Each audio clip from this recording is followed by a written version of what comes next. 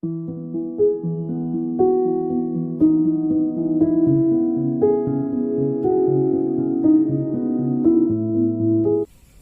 sahabat, salam jumpa kembali bersama saya Yusuf Budi Kurniawan dari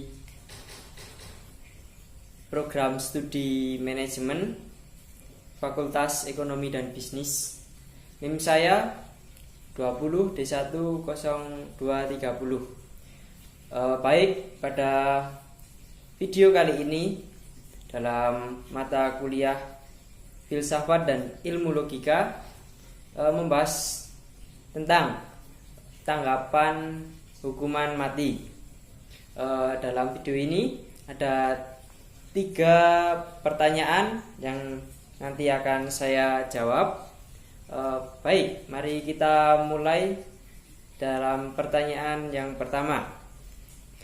Jelaskan definisi dan alasan hukuman mati.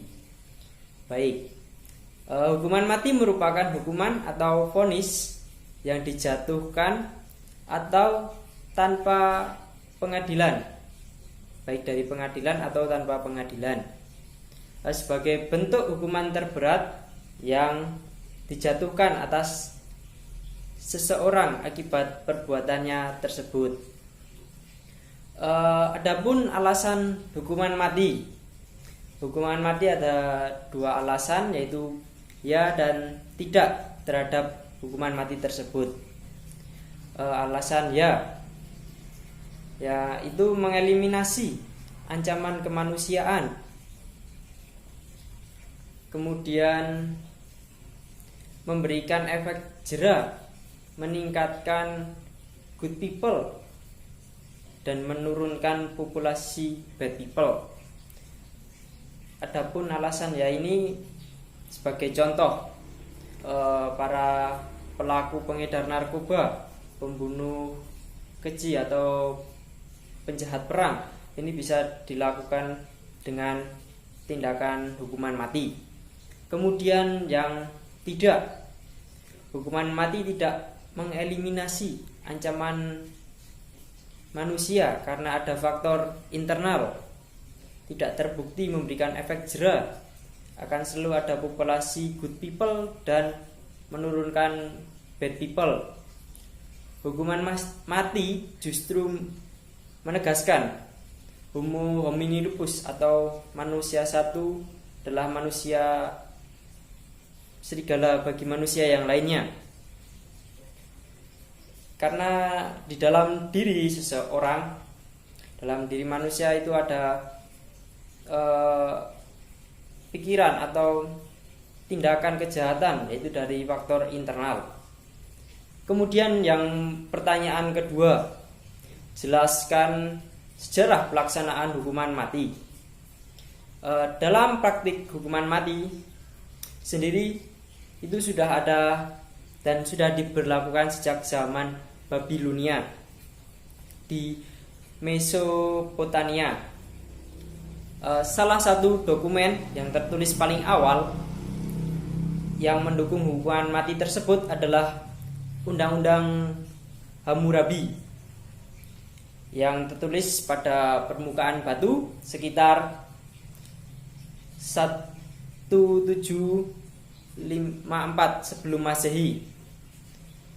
Beberapa aturan dalam undang-undang tersebut tidak hanya mengancam hukuman mati sebagai bagi para pelaku kejahatan, tetapi juga orang-orang yang dianggap lalai dalam menjalankan tugas hingga berakibat pada hilangnya nyawa seseorang. Kata arkeolog Inggris yaitu Leonard William King dalam bukunya yaitu The Code of Hammurabi, contoh unik dalam hukuman mati dalam undang-undang Hammurabi dapat ditemukan dalam butir 229. Misalnya, di situ disebutkan jika rumah roboh dan membunuh pemiliknya, maka orang yang membangun rumah tersebut harus dihukum mati. Kemudian pada butir 230 misalnya, jika rumah roboh dan membunuh anak pemilik rumah tersebut, maka anak dari pembangun itulah yang akan dihukum mati, melaksanakan hukuman mati tersebut. Kemudian dalam sejarah dikenal beberapa cara dalam pelaksanaan hukuman mati, antara lain yaitu hukuman cambuk, hukuman dengan cara dipukul dan dipukul dengan tali di punggung. Kemudian ada hukuman pancung, hukuman dengan cara dipotong kepalanya. Ada juga sengatan listrik, hukuman dengan cara duduk di kursi, kemudian dialiri listrik dengan tegangan yang tinggi sehingga dapat mengakibatkan kematian.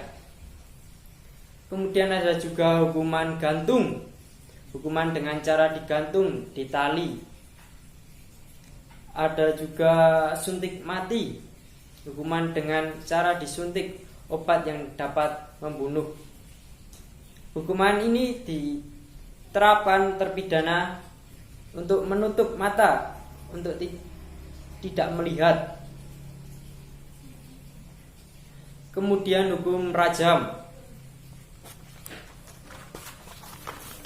Hukum rajam, hukuman dengan cara dilempari batu. Kemudian ada kamar gas, hukuman mati dengan cara disekap di dalam kamar dengan isi ruangan yang berisi gas beracun. Kemudian ada dengan diinjak gajah, hukuman mati dengan cara diinjak oleh seekor gajah. Hukuman ini diterapkan pada masa Kesultanan Mughal. Kemudian juga ada yang kita kenal hukuman salib, seperti Yesus yang disalibkan, dipaku dan dalam kayu, kemudian ditunggu sampai mati. Kemudian kita lanjutkan dengan pertanyaan yang ketiga. Jelaskan alasan mahasiswa setuju atau tidak setuju terhadap hukuman mati. Menurut saya setuju. Saya tidak setuju dengan adanya hukuman mati, karena menurut saya hukuman mati tidak mengeliminasi ancaman kemanusiaan karena ada faktor internal dan tidak terbukti memberikan efek jera terhadap seseorang yang melakukan tindak kejahatan. Hukuman mati tidak memberikan solusi pada akar sebuah kejahatan. Kekerasan juga akan melahirkan kekerasan baru dan sebuah kebijakan anti kehidupan yang melakukan hukuman mati. Masih ada cara lain, seperti dengan melakukan rehabilitasi terhadap para pengedar narkoba dan pembunuh berantai ataupun penjahat perang. Demikian dalam video kali ini yang dapat saya sampaikan. Terima kasih. Bila ada kesalahan, saya mohon maaf. Sampai jumpa. Salam sehat, tetap hidup. See you.